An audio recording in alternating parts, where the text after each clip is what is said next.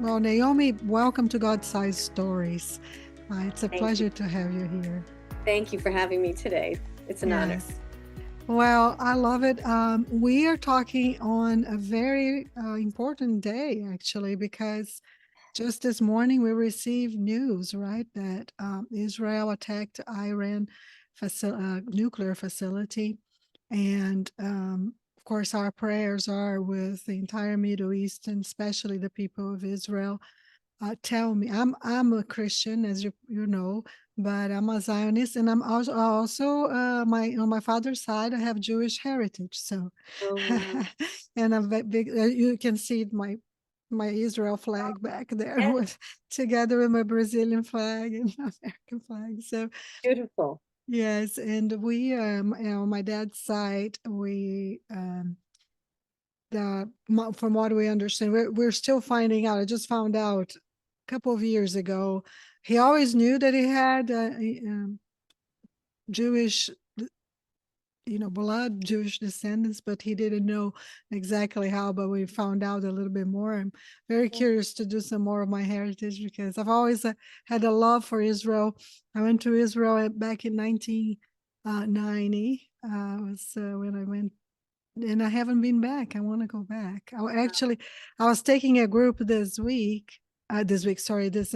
year to the Holy Land for a excursion, and of course, because of the war, we had to cancel that. Wow. I'm Yeah, sorry. That's hard. yeah. But let me ask you first of all, do you have family in Israel right now? I do have some family and coworkers and a lot of friends. So I know that this tension that's going on right now that could escalate pretty quickly. That has to be in your heart and prayers, and we definitely are praying for you all. Thank you so much. Yes, we are all praying for safety, for peace, for the entire world, Yeah, for it's Israel. And pretty serious. You just uh, we know that in the eyes of many people, including here in the United States, Israel does not have the right to defend itself. But it's been like that forever, right? God's people has been persecuted forever, and yeah, it's just the history that's of Israel. But I want you to tell me a little bit about you, about your background, and then we're gonna talk about One Family, which is the organization that you lead. Gosh, I think I'm going to start differently today because you're talking about the war. I did 23andMe and I didn't know what I would find, and I came back 100% Ashkenazi Jew, right? So my ancestors are all unanimously from Poland and Ukraine area. And Wow, that kind of shocked me. It wasn't 98 point something or 99, it was 100%. that's so Right? rare. I thought so. I thought so. Nobody strayed anywhere. Nobody was kidnapped. Nobody was raped. Nobody had a second marriage that like 100%. So, and I'm only mentioning that because Iran wants to use nuclear weapons to destroy Israel and every Jew off the face of the earth. And I think today is a good day to talk about strength and resilience.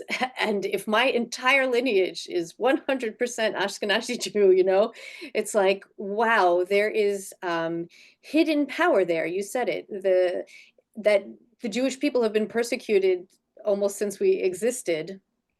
So um, I really am praying for peace for the entire world and praying that Israel is successful, because if they are successful today, that means that Iran will not have any nuclear capability in the future because they plan to hurt not only Jews, but also democracy. Anyone that doesn't follow exactly there's a person with his finger on the trigger, and if people Absolutely. don't follow exactly what he believes, everybody else is going to get wiped out.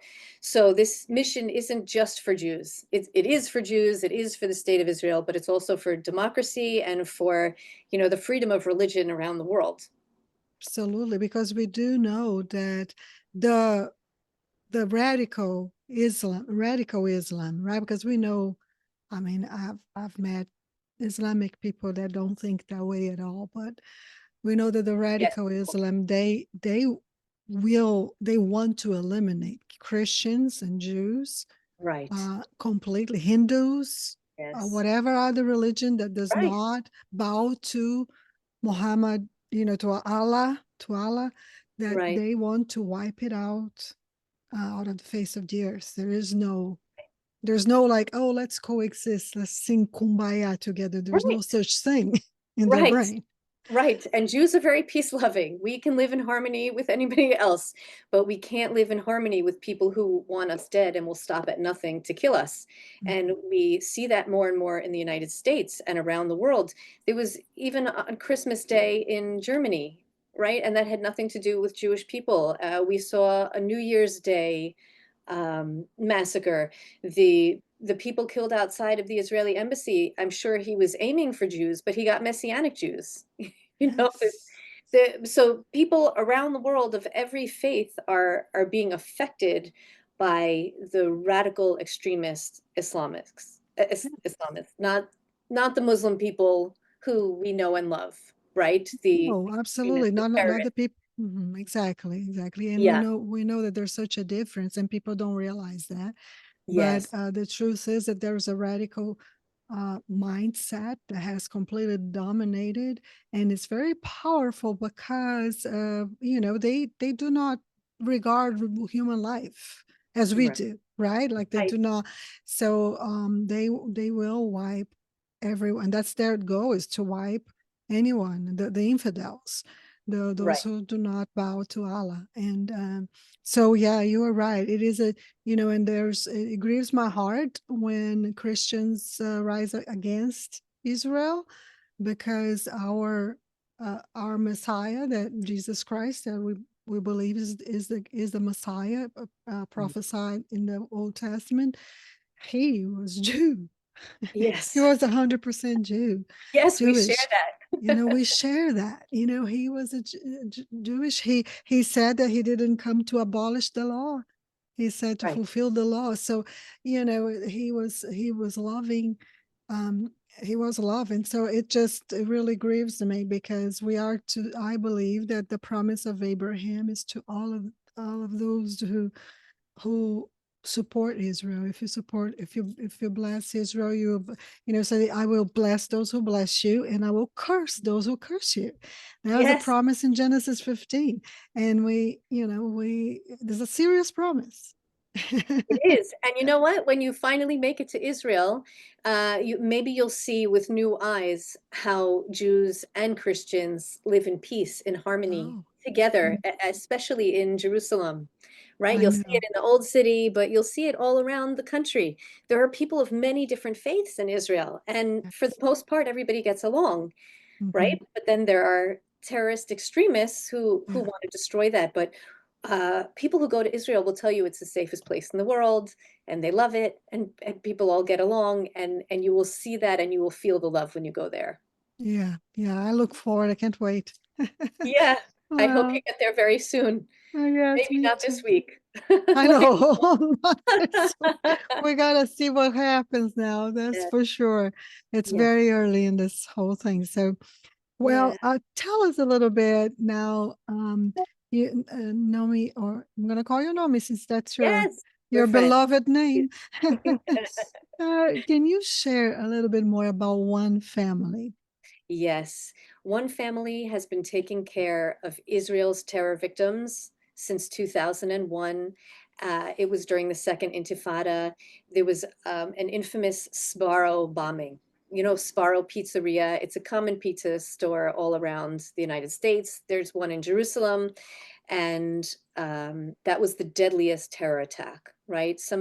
A terrorist dressed up like a regular person with a guitar case, looked like he was carrying a guitar, except that case was filled with explosives and nails, right? And he killed 16 people and wounded 130.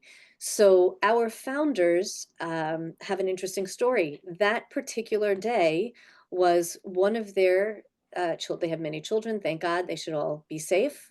Um, Their daughter Michal had her bat mitzvah that very day. That was her 12th birthday. It's a coming of age day, like a rite of passage for Jews. And that was what happened on her birthday. It was deadly. The country was devastated. And they said, how can we celebrate when this is going on? And her party was a few weeks later. They decided to cancel it and use the money to go visit the victims who survived and visit the bereaved families. So they went to hospitals, they went to Shiva homes, they got to know everyone, they heard their story, they said, what do you need? And they thought they had a lot of money set aside to help these people, and it very quickly turned into not nearly enough. And 2 weeks later, another bus was blown up, and they just knew that this was their calling when they saw that nobody was helping terror victims. So it went from a small bat mitzvah project to, a pretty large, very well established nonprofit. We provide emotional, financial, and legal support for Israel's victims of terror and war, and that includes people of all faiths. Anybody in Israel who's affected by terror. Oh, okay. So you got it's not just for the Jewish that are affected, but anybody who's affected by terrorism Correct. in Israel, in Israel soil, Yes. is helped Yes. by one family. That's This is right. what I loved about it, and that's why I told Clem that I wanted to interview you because when there is any tragedy, if you think about it, we get like, oh, a plane crash, anything like that. We're like, oh my gosh, we stop and we pray for the families that are affected or what have you, for the victims. And we quickly forget, right, that it's not just what happened then, it's the days that they Yeah. is life forward without Right. the person that was, or without the limb that was lost in an explosion, or Right. without the person who was lost Yes. and the family lost that person. And so I love organizations like yours that say, there's a need here, Mm. that okay, we are going to pray and we're going to send the support on that day, but that day is not the only issue. Is how does this family Right. go forward? There's PTSD that needs to be Yes. addressed. And I know that you guys have an incredible program and you have a background, right, with in education of special needs. How do you see the Lord, like God having, you know used your background Oh, and to be. 100% use my background. Yes, tell me. I love how Yahweh puts things together like that. Yeah, my parents were divorced when I was very young, and I had two non-Jewish step-parents, right? So I had both Jewish parents, two non-Jewish step-parents. We grew up in a Christmas Hanukkah house, and it was uh, really challenging as a I'm child. I had sure. some very, very traumatic experiences growing up, so that made me sensitive to other people's pain. And I decided to become a special ed teacher because I wanted to be the best teacher that, like, I could read the kids' minds and I could take away their pain and sort of do a course correct.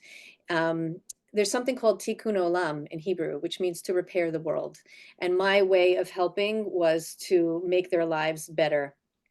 And you know, I had more pain as I grew up. I'm divorced. I'm a single mom. And even last summer, I went out to exercise one morning and I was hit by a car from a driver who wasn't paying attention while I was in the crosswalk, right? So I've had a series of traumas and I can really relate to the people that I'm helping. So I did transition from teaching into nonprofit, but I became a chartered advisor in philanthropy. So now I can teach people how to make the most tax savvy gifts to promote their deepest core values and have a ripple effect of goodness out into the world, helping other people. And in response to being hit by a car and being severely injured, I I used my time in bed all winter this year to Mhm. take an online course, and I became a certified wellness coach, right? Oh, Which is sort of all encompassing. So I took a trip to Israel for work this April, and I went on a retreat with 400 bereaved parents. So I said that slowly so that can sink in. Can you imagine filling a five-star hotel and everybody that you walk past or everyone that you're eating with, everybody in the services on the Sabbath, they've all had a child murdered. ah. right? So my I was able to have better conversations with the victims who I met and spent time with because I keep learning and growing, right? And one family was at a conference for trauma last week with Mount Sinai and Ichilov together in New York, talking about mass trauma in the United States and in Israel. And, you know, you have heads of the world in that room, and one family was there, part of the discussion, that yes, it's, you know, headlines like the ones we're waking up with today, right? You Yeah. mentioned an airline went down, hundreds of people were killed. The airplane flew into a medical school, into the Yeah. cafeteria, killing doctors, or doctors, you know, students becoming doctors. That's a horrific, traumatic scene. At the conference last week, they were talking about 9/11, and they're talking about some of the hurricane disasters that we've had to respond to. And in Israel, you know, there is no greater trauma than October 7th until we go back to the Holocaust, Yeah. right? But the Mhm. difference with a natural disaster or a plane falling out of the sky is that nobody meant to kill you. Nobody is videotaping your pain and dancing in the streets celebrating it. And nobody's family is getting a bonus because you did a good job hurting people today, right? So, yes, those were our headlines, but one family's work starts when the headlines fade, right? We'll show up at the hospital rooms, we'll show up at the Shiva houses, but the real work starts when everybody else goes home and you can't get back to your regular life because there's no life after this kind of trauma has attacked you. So all of our programs, so I mentioned that we have emotional, financial, and legal support, right? The financial support is easy to understand. Some people cannot go back to work, some either physically or for emotional reasons, and they need more money. We're going to pay their mortgage or their rent. We're going to make sure they have their utilities on and make sure that they have food and clothing for sure while they're recovering. In terms of legal support, we're going to help them fill out all the paperwork to get the government benefits that they need to receive. But then under emotional support, that's like the real genius that our founders put into place, that's been proven for over 2 decades. They have many different levels and tiers of support. And there's like a beautiful web of support when all is said and done. Of course, we have psychologists and psychiatrists and social workers and coordinators, right, overseeing the whole thing, giving one-on-one therapy. But we have support groups. So we're bringing strangers together who automatically understand each other's pain. So if there is a mother who lost a son, right, we're going to have a group of mothers who lost children, and they can all relate to each other. And sometimes, oftentimes, these people become best friends and help each other get through when it's someone's birthday or the anniversary of the day that person was murdered, right? They can cry, they can laugh, they can become more faithful, they can lose faith, everything in between. And they just understand each other, and the full range of emotions is understood. And that's beautiful. We take people on therapeutic retreats, either in the country or outside of the country. They bond, they're in nature, they're safe, their nervous system gets to re-regulate just a little bit. We introduce therapy and fun and pampering and love and new friendship. And that can be life-changing, coupled with all the other things that we're doing for them.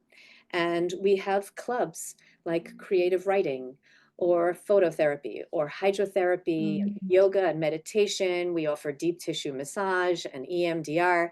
So people can do all kinds of alternative trauma treatments that will also help them. And then there are extreme situations where we have to bring in or send out people, you know, if more psychiatry is needed than the government is offering, or any sort of special circumstances, we'll bring in experts or send them to experts for whatever individual situation arises. So that's I kind of love the that. overview. Yeah. That is so cool. That's so beautiful. So these retreats that you're talking about, you do you have them like once a year? Or how often do you have them?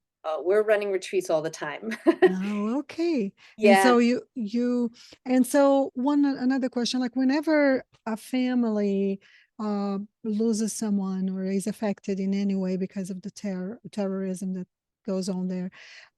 Do you all? How do you identify them? Do they just know Okay. about you, or how? Okay, that's an excellent question.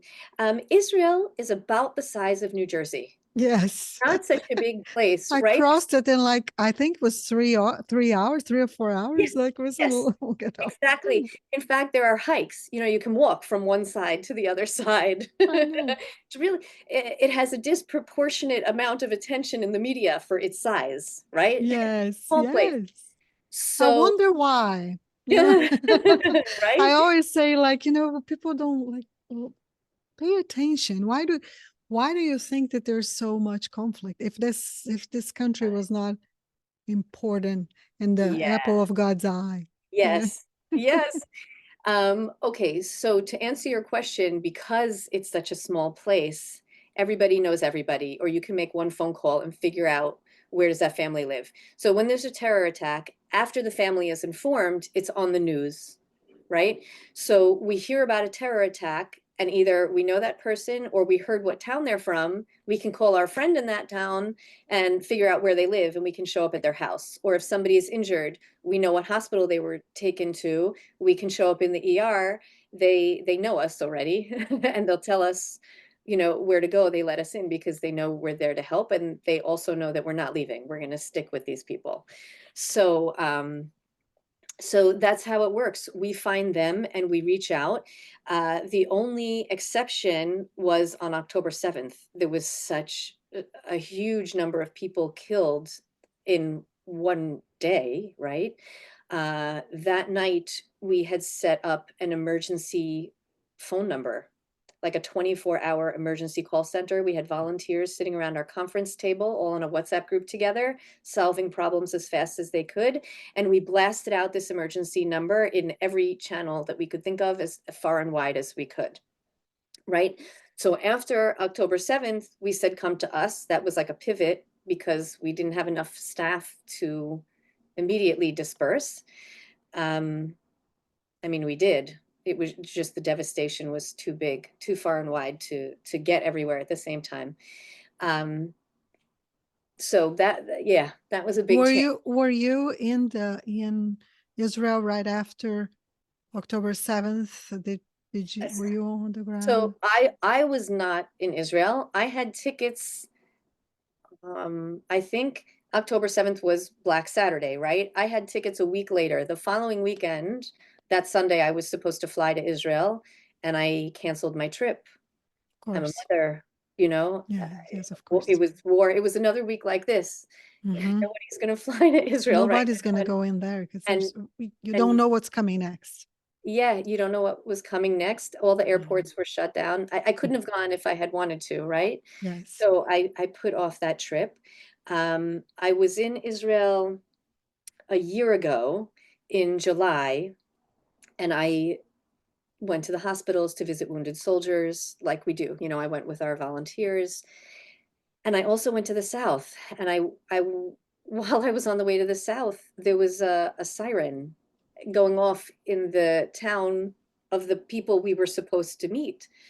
So the woman who was driving the car said to me, "Look, we're Israeli. We don't care if there's a siren. That's like we just keep on going." And I was like, "Hey, my daughter's still really young. I need a minute, And she saw me. She's like, "Okay, I'm going to take you to Nova. It's 10 minutes in the other direction. We'll see what happens where we're supposed to go." So I ended up going to the site of the Nova Festival. Um, and after that red siren, so we're trying to go someplace and there's an alert because someone's going to get bombed, right? So we pull over and go to Nova. While I was there at Nova, I heard the fighter jet fly right over me. And we got back on the road to go because the red alert cleared. And then we heard boom, right? I was that close to Gaza that we heard the explosion because whoever just launched something just got bombed in retaliation. And then the rest of the day was quiet, and we got to visit all the families that we needed to visit. Um, so Tense. That's it's I when I went to Israel, I was there at the end of November 1990, beginning of December. I was there, and it was in the first Gulf War broke on January 17th, 1991. The reason I know is because it was my college graduation day. Oh, wow. So I was back in Brazil when, but it was the day, Yeah. January. But when I was there, things were escalating already, really Okay. bad, and there was a lot of tension in there. A Yeah. lot of people with guns, on the street. A lot of Israelis armed, walking on the streets and stuff. And there were sirens. I remember that. I was just Right. 21 years old. I was just a kid, and I knew so little about the entire Middle Eastern conflict. I didn't know much about it, but I remember like how scary it was to hear Yes. sirens, and Right. and For an then American, I don't know about you, but I'm not used to sirens. I'm not used to seeing no, I guns. was not, and I was certainly not. I'll never forget. I went to this little. It was like a popular place. It was the beginning of the Sabbath. It was a Friday afternoon. When they start shutting everything down Yes. for the Sabbath, Yeah. and so we went to have pizza in a little bitty walking area in the in New Jerusalem, just outside of the old city. And I see all these teenagers. I will never forget that they were younger than me, on military uniform Yes. and with strapped Right. like Yes. machines and stuff. And I Yeah. was like, this is so surreal. This is so, Yes. but like they have grown up. Israelis have grown up knowing how Yeah. hated they are. And I don't mean how much conflict there is, against their in the Middle East, against their race. And so I Yes. mean they have to be armed Yes. and ready. Right. So Israelis are called sabras. It's a kind of cactus fruit, right? It's really hard and prickly on the outside, but so soft and sweet on the inside, right? Uh-huh. They know that they are surrounded by people who would have them dead. So they have an external shell to protect They them have from to. it, right? The lady driving, she's like, yeah, I don't care if there's a red alert. That's not going to stop us. We would never get anywhere. So, but for me, I had like an adrenaline rush. I can't go there. What's gonna happen to my daughter back home? Yeah. Um, but yeah, there's soldiers carrying guns, and they're the age of my sons in college, right? Yeah. And they have a totally different education in Israel. They know they're going to the army after high school, Mhm. and then they start their life after that. So yes, it takes a certain kind of strength and courage, and to be who they are. And they get a whole different education, and that's evident in Tel Aviv, where all the new technology is coming Mhm. from, right? Because they have very few Well, resources. They capitalize on their intelligence, and absolutely. they know they have no choice but to be the smartest ones in the Middle East. They'd be dead if they weren't, Oh, right? and medicine, I Yeah. actually, I was there. I was graduating from speech pathology and audiology. That's what I was graduating from. And so I was there actually with patients that were in my clinic, in my college clinic, and they needed help because I spoke English, and they didn't, and they were taking their children there. It had Hadassah Viso, the big hospital in Jerusalem. And they, at the time, this is again in the early 90s, it was the most advanced technology, the most advanced medical center in the world for Down syndrome and cerebral palsy patients. They Right. were doing things that nobody else was doing. And I did an internship at the time there. It's incredible. That's what a lot of people don't realize, that the technology, the mind, like you said, just how advanced Israel is in so many ways. Yeah, Yeah, it's incredible. it is. It truly is. Yeah. And I'll tell you, the founders are not Israeli. The founders of One Family. Oh, Yeah. Mark is originally Canadian, and Chantal was originally from Belgium. And they lived in New York for 5 years, and then they moved to Israel.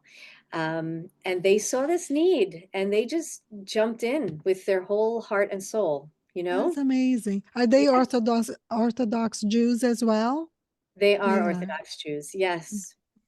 Wow. And but they keep their beliefs to themselves Hmm. and they help everybody, right? So the Jews that we're helping do not need to be Orthodox Jews. They could I be understand. practicing or non-practicing, and they'll help anybody of any faith, right? It's Mm. much more about being human, and this is needless suffering, needless and Absolutely. pointless. And they Hmm. kind of spent, they truly have spent their lives trying to take away as much of the pain as they possibly can with TLC, with all the love and care that they can do it.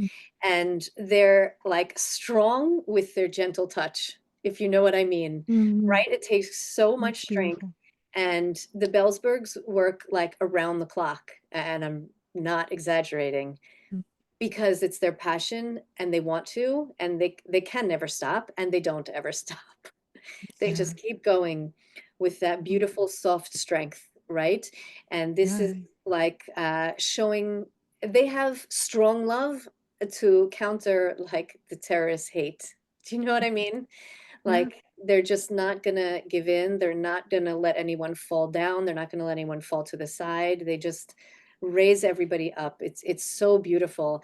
And the people that were They're there, not about to slow down now. That's for sure. no, Because it doesn't look like this conflict that started on October 7th, and it doesn't look like this is going to be resolved anytime soon. Things are not, uh, I'm well, afraid. I don't know if the American news has actually publicized just how successful Israel was last night.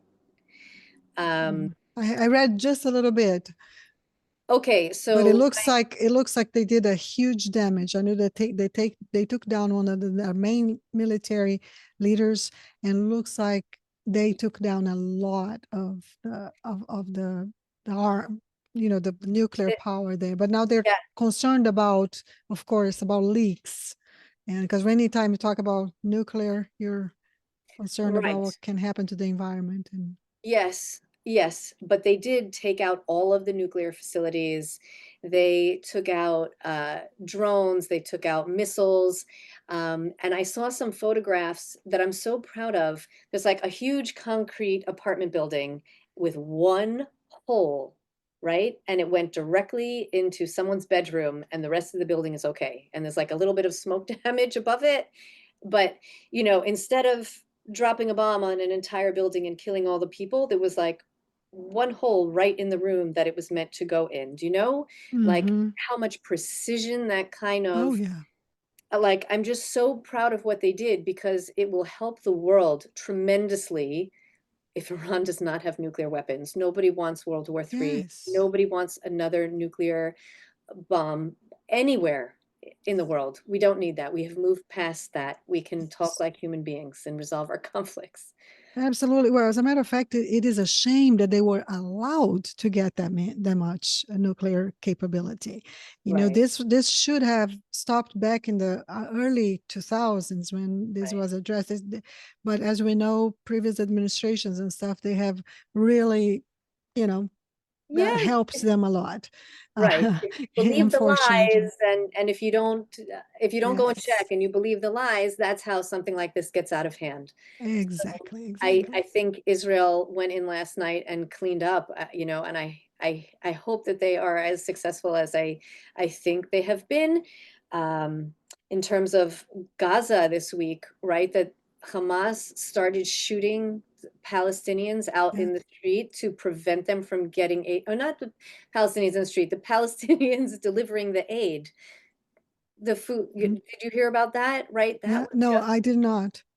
Hamas went with guns and killed the envoy of American and Palestinian workers that were giving food and aid to the Palestinian population. Like Oh my goodness. it's on video. They just Wow. started killing people so that the aid cannot be delivered to the civilians. To They their don't own people. to their own people, to their Yeah. own people. Uh, I mean, the headlines that I saw said they're worried that some may have been taken hostage. Many were injured, right? They knew at least five were dead. Many were injured, and some were feared to have been taken hostage because Oh they yeah. just will not let the population have food and aid that Israel is sending into them, Wow. right? That's yeah. Very Yeah, hard. one of the things that we have to be very careful. I always tell my children, I have two young adult daughters, and I always tell them, listen, you need to dig for news because, and that is a word for everyone that listens to this podcast. Yes. Dig for news. I googled what happened this morning, and I saw three or four headlines that just by the name of the network I already knew. We're going to have to dig a little bit more. And you have to, if you have to go to local Israeli news, go to their Yeah. websites, just get the truth because there's so much Yeah. propaganda going on here in this country. It is unreal. They have infiltrating our colleges to Mm. try to make up the minds of the new generation not to support Israel. They're Right. calling even Christians are calling Christians who support, called the Zionists like I am, to they are raising up and attacking us. I mean, within the community of Christianity, attacking people who just want to support Israel. Right. And And it's horrible, and we need to wake up because like you said in the beginning of this interview, Nomi, and it is so true. This is not a Palestinian issue and a Jewish issue. This is a world issue. It's a humanity issue. yes. You Yeah. said it all. It's a humanitarian issue for all of humanity. And I hope it ends swiftly and as painlessly as possible with as few casualties. We Yeah, want life. absolutely, I mean, absolutely. that says it all, right? We want That life. says it all. Yes. Yeah.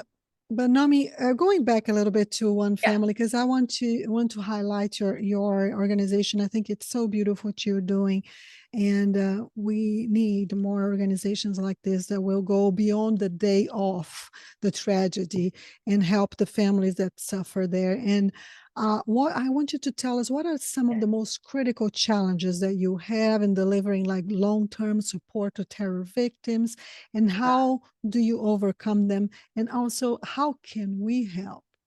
Oh, amazing. So, um, one of the most critical challenges that we have right now is that we basically have to triple in size, right? The amount of people murdered in the 23 years like before October 7th almost doubled on that one day, right? And Wow. then this ongoing war with all the people falling tragically. So we have to train and hire as many social workers, psychologists, therapists, as we can. We need trauma-informed people, professionals. We need more buildings all around the country, right? So if anybody wants to support this work, either by adopting a family or making any contribution of any size, we have therapeutic camps for kids 3 times a year, right? So that even the children are making friends and being pampered and loved in a way that will change their trajectory. Uh, we're healing trauma as young as we have to, right? Like all ages. So yes, that's absolutely there. I'll tell you something beautiful, beautiful and heartbreaking. My job is equal parts absolutely heartbreaking and devastating that there's a need, and super heartwarming and beautiful that there is a little bit of a cure, right? Not a full Yeah. cure, but the maybe the antidote. So everybody has spoken about the children who survived on October 7th, but had both of their parents murdered. Many Yes. of them watched the murder. Many of them were locked in a spot with their parents' dead body right in front of them For for a long hours and time. hours until someone came to rescue them, right? There are all kinds of horrific stories, really horrific stories. But like one family had a 2-week therapeutic retreat for the new families coming together, meaning those orphans have either aunts and uncles who are now adopting them or Hmm. grandparents who are adopting them, and they're coming together as a new family unit, right? And they have to bond, they have to gel that way Yeah. because maybe you visited the person before and maybe you loved them before, but it's a completely different relationship now, a different kind of bond. So we take these new families away for 2 weeks, right? We went to Mexico, um, and the community was just lovely. They welcomed us with open arms.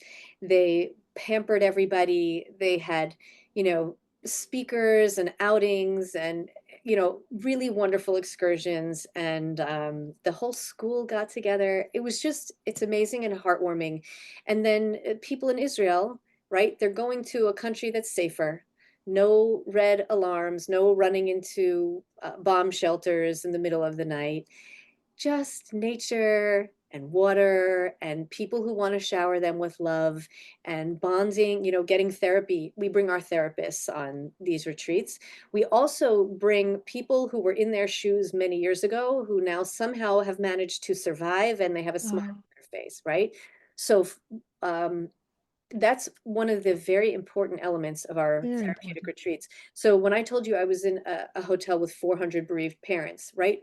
Mhm. Some of them are October 7th parents. Some of them lost kids who were soldiers. Some of them lost people in terror attacks. But some of them lost their kids 10 years ago or 20 years ago, and they lived. And they can then befriend the, you know, the person who just lost a child 3 months ago and say, hey, I've been in your shoes and I'm going to help you, and this is what you can expect, and this is how we're going to get through it together, right? And it gives that hope to somebody who feels like it's as black as it gets, it's never going to get better, they're not sure if they want to be alive because the pain and suffering is so all encompassing, right? And it gives them hope again that they will be able to get through it. uh, Oh, Yeah. good. So what You else? know, So we take young adults, right? There are young adult orphans. There are orphans who are little kids, but there are also orphans who are 25 or 28 or 32 who haven't quite started their life yet, or maybe they were just starting out. And then their parents and their childhood home was, you know, the parents were murdered, childhood home destroyed, dog was even killed, no possession, like everything is gone, right? That's also traumatic. We have ski trips for them, we have surfing trips for them, and they learn through these physical challenges how to be resilient, how to learn to do something completely new that they've never had any interaction with, and it translates into other areas of their life. And teaching resilience with love and hope and pampering really seems to be the secret sauce. that's amazing. You know, that reminds me there's a the apostle Paul, he talks to the Corinthians, and there's a verse in the New Testament that says that praise be to God who comforts us so that we can comfort those who need comfort with the same comfort that we were given by God. I'm kind of paraphrasing, but it's like, you know, this is so when you're talking about, you know, the parents who had lost children 10 years ago, that's exactly what they are doing, right? They are giving people the comfort that they have received, Yes. whether from an organization, uh, as one family, or from God in their relationship with God. They are just giving back, paying forward. You know, Yes. Yes. I love that, and that's one of, you know, that's one I really truly believe that's one of the main purposes of that God allows trials in our lives, is that we are able to understand, you know, first of all, get us closer to Him, and but also to minister to someone who is going to go through that. You know, he nothing is wasted, right? Yes, so And true. And we have examples of that at one family, just what you're talking about. And I can think of one beautiful woman. Her husband was murdered 6 years before October 7th, and she was left to raise six young children on her own. And that was horrible, right? There's nothing worse than having your husband murdered, and the father, the breadwinner, and all these children. And she came to one family, and all of her children went to all the different programming, and they looked forward to it all year. And she got so much from one family over those 6 years. When October 7th happened, she immediately came to volunteer so that she could help the new widows. And after a couple of months of volunteering, we hired her. We gave her a job, and you know, she's running a large portion of the widows division now, right? Because she has that experience. She's a beautiful woman, a successful mother, a successful professional, and she wants to give back or pay it forward, like you just said, and God wastes nothing. And there it is. She has the desire to do it. That's wonderful. Yes. And I heard also that you all helped or came to help the family of that couple that was just killed by a terrorist in Washington, D.C. I was in Washington on Tuesday, and that happened on Wednesday. It was Oh, just around the corner where I was. It was incredible. So that really touched my heart. And then Clem was telling me that you guys I don't know if I'm getting the right organization, but did one family reach out to that family as well? yeah, we reached out to them. I think there was some trouble getting through to the family that was in Germany. But yes, our heart goes out to everyone. There's no boundary. A terror attack happens, and we want to help. We want to do as much as we can. There was an American or American Israeli, but the family was American, and the son went back to Israel for a wedding, and he was murdered right on the way to the wedding. Like somebody shot him through his car while he was at a stoplight going to this wedding. So we met them at the airport when they came back, and we drove to their home in Connecticut. We went to that soccer field. Do you remember the soccer field in Mutual Shams there was a soccer game up in the north of little 10-year-old kids.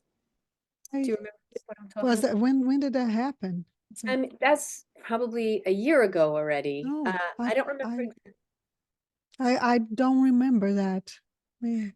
Israel was getting bombed from the north. Oh, in Israel. I thought you were talking the United States. In Oh, Israel. no, no, Yeah, no. no, yes, I do remember. I do remember the soccer field. That was Yes, horrific. it was The horrific. little kids, right? Yes, little kids. There were deaths and severe injuries, and our team was there the next day. So I'm just making the point that we will reach out to anybody that we can reach who wants our help.